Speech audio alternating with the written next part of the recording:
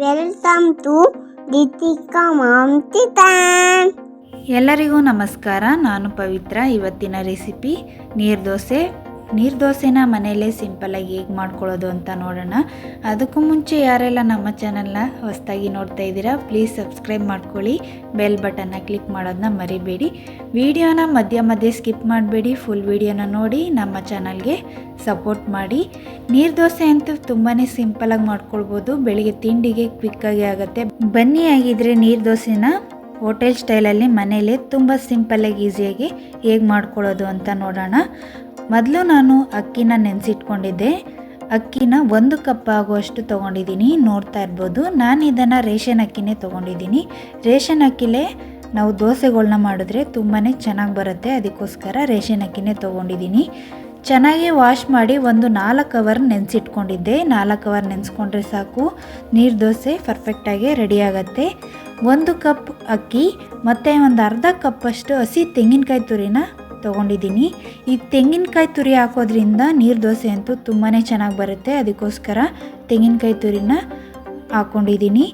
ಈಗ ಈ 2 ಇಂಗ್ರೀಡಿಯೆಂಟ್ಸ್ನ ಮಿಕ್ಸರ್ ಜಾರ್ಗೆ ಹಾಕ್ಕೊಂಡು ನೈಸಾಗಿ ರುಬ್ಕೊಳ್ಬೇಕು. ನಾವು ಎಷ್ಟು ನೈಸಾಗಿ ರುಬ್ಕೊಳ್ತೀವೋ ಅಷ್ಟು ನೀರು ದೋಸೆ ತುಂಬಾ ಚೆನ್ನಾಗಿ ಬರುತ್ತೆ. ಅಕ್ಕಿ ಮತ್ತು ಕಾಯಿ ಎರಡೂ ಕೂಡ ಹಾಕ್ಕೊಳ್ತಾ ಇದ್ದೀನಿ. ನಾನು ಮೊದಲೇ ಒಂದು 4ರಿಂದ 5 ಸರಿ ಅಕ್ಕಿನ ವಾಶ್ ಮಾಡಿ ಇಟ್ಕೊಂಡಿದ್ದೆ. ಅಕ್ಕಿನ ಮಿಕ್ಸರ್ ಜಾರ್ಗೆ ಹಾಕ್ಕೊಳ್ತಾ ಇದ್ದೀನಿ. ಇದೆರಡು ಹಾಕಿದ್ದಾದಮೇಲೆ ರುಚಿಗೆ ತಕ್ಕಷ್ಟು ಉಪ್ಪನ್ನು ಇವಾಗಲೇ ಸೇರಿಸ್ಕೊಳ್ತಾ ಇದ್ದೀನಿ. ಒಂದು ಅರ್ಧ ಲೋಟದಷ್ಟು ನೀರನ್ನು ಕೂಡ ಇವಾಗಲೇ ಸೇರಿಸಿ ನೈಸಾಗಿ ರುಬ್ಕೊಳ್ಬೇಕು. ನಾವು ಎಷ್ಟು ನೈಸಾಗಿ ರುಬ್ತೀವೋ ಅಷ್ಟು ದೋಸೆ ತುಂಬಾ ಚೆನ್ನಾಗಿ ಬರುತ್ತೆ, ಅದಕ್ಕೋಸ್ಕರ ನೈಸಾಗಿ ರುಬ್ಕೊಳ್ತಾ ಇದ್ದೀನಿ.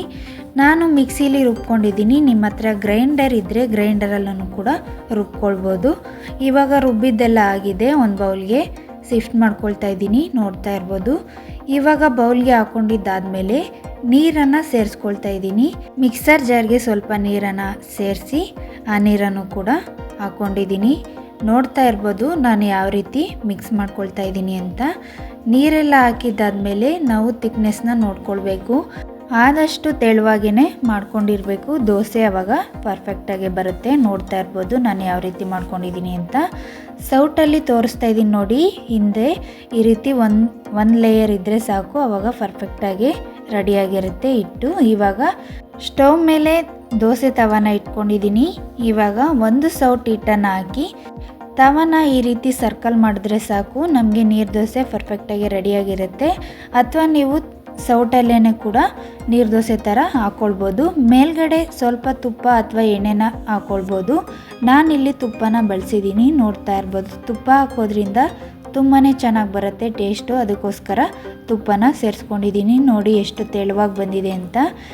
ಇನ್ನು ತೆಳು ಬೇಕು ಅಂದ್ರೂ ಕೂಡ ಮಾಡ್ಕೊಳ್ಬೋದು. ನಾನು ಮೀಡಿಯಮ್ಮಾಗೆ ಮಾಡ್ಕೊಂಡಿದ್ದೀನಿ. ಇವಾಗ ದೋಸೆ ರೆಡಿಯಾಗಿದೆ. ನೋಡ್ತಾ ಇರ್ಬೋದು ಎಷ್ಟು ಚೆನ್ನಾಗಿ ನೀರು ದೋಸೆ ರೆಡಿಯಾಗಿದೆ ಅಂತ.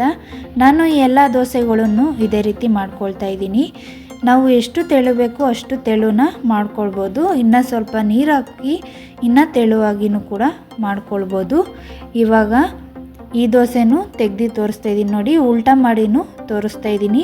ನೀರು ದೋಸೆನ ಒಂದೇ ಸೈಡ್ ಬೇಯಿಸೋದು, ಆದರೆ ನಿಮಗೆ ತೋರಿಸೋದಕ್ಕೋಸ್ಕರ ನಾನು 2 ಸೈಡು ಹಾಕಿದ್ದೀನಿ. ನೋಡ್ತಾ ಇರ್ಬೋದು ಎಷ್ಟು ಚೆನ್ನಾಗಿ ಬಂದಿದೆ ಅಂತ. ನೀರು ದೋಸೆ ಎಲ್ಲ ರೆಡಿ ಆಯಿತು, ಪ್ಲೇಟ್ಗೆ ಸರ್ವ್ ಮಾಡ್ಕೊಂಡಿದ್ದೀನಿ. ನೀರು ದೋಸೆ ಅಂತೂ ತುಂಬಾ ಚೆನ್ನಾಗಿ ಬರುತ್ತೆ. ನೀವು ಒಂದ್ಸಲಿ ಟ್ರೈ ಮಾಡಿ ಹೇಗೆ ಬಂತು ಅಂತ ನನಗೆ ಕಮೆಂಟ್ನಲ್ಲಿ ತಿಳಿಸಿ. ಇದೇ ರೀತಿ ಯಾವುದಾದ್ರೂ ಹೊಸ ರೆಸಿಪಿ ಬೇಕು ಅಂದ್ರೂ ಕೂಡ ಕಮೆಂಟ್ನಲ್ಲಿ ತಿಳಿಸಿ, ಆದಷ್ಟು ಬೇಗ ಅಪ್ಲೋಡ್ ಮಾಡ್ತೀನಿ. ನೀರು ದೋಸೆ ರೆಸಿಪಿ ನಿಮಗೆ ಇಷ್ಟ ಆಗಿದರೆ ನಿಮ್ಮ ಫ್ಯಾಮಿಲಿ ಫ್ರೆಂಡ್ಸ್ಗೂ ಶೇರ್ ಮಾಡಿ, ನಮ್ಮ ಚಾನಲ್ಗೆ ಸಪೋರ್ಟ್ ಮಾಡಿ. ಈ ನೀರು ದೋಸೆಗೆ ಕಾಯಿ ಚಟ್ನಿ ಜೊತೆ ತುಂಬಾ ಚೆನ್ನಾಗಿರುತ್ತೆ, ಅಥವಾ ನಾನ್ ವೆಜ್ ತಿನ್ನೋರಿಗೆ ಚಿಕನ್ ಗೀ ರೋಸ್ಟ್ ಜೊತೆ ತುಂಬಾ ಚೆನ್ನಾಗಿರುತ್ತೆ. ಆಲ್ರೆಡಿ ನಾನು ಆ ರೆಸಿಪಿನ ಅಪ್ಲೋಡ್ ಮಾಡಿದ್ದೀನಿ, ನಮ್ಮ ಚಾನಲ್ಗೆ ಹೋಗಿ ಚೆಕ್ ಮಾಡ್ಬೋದು. ನೀರು ದೋಸೆ ಅಂತೂ ತುಂಬಾ ಚೆನ್ನಾಗಿ ಬಂದಿತ್ತು. ನೋಡ್ತಾ ಇರ್ಬೋದು, ನಾನು ಓಪನ್ ಮಾಡಿನೂ ಕೂಡ ತೋರಿಸ್ತಾ ಇದ್ದೀನಿ ಎಷ್ಟು ತೆಳುವಾಗಿ ಬಂದಿದೆ ಅಂತ. ನೋಡ್ತಾ ಇರ್ಬೋದು, ನಾನು ಯಾವುದೇ ರೀತಿ ಫೋಲ್ಡ್ ಮಾಡಿದ್ರೂ ಅದು ಅರ್ಧೋಗೋದಿಲ್ಲ, ಅಷ್ಟು ಚೆನ್ನಾಗಿರುತ್ತೆ. ನೀವು ಇದೇ ಮೆಥಡಲ್ಲಿ ಮಾಡಿದ್ರೆ ತುಂಬಾ ಚೆನ್ನಾಗಿ ಬರುತ್ತೆ ನೀರು ದೋಸೆ. ನೀವು ಒಂದ್ಸಲಿ ಟ್ರೈ ಮಾಡಿ. ಈ ವಿಡಿಯೋ ನಿಮಗೆ ಇಷ್ಟ ಆಗಿದ್ರೆ ಲೈಕ್ ಮಾಡಿ, ಶೇರ್ ಮಾಡಿ, ಸಬ್ಸ್ಕ್ರೈಬ್ ಮಾಡ್ಕೊಳ್ಳಿ. ನೆಕ್ಸ್ಟ್ ವಿಡಿಯೋದಲ್ಲಿ ಸಿಗ್ತೀನಿ. Thanks for watching.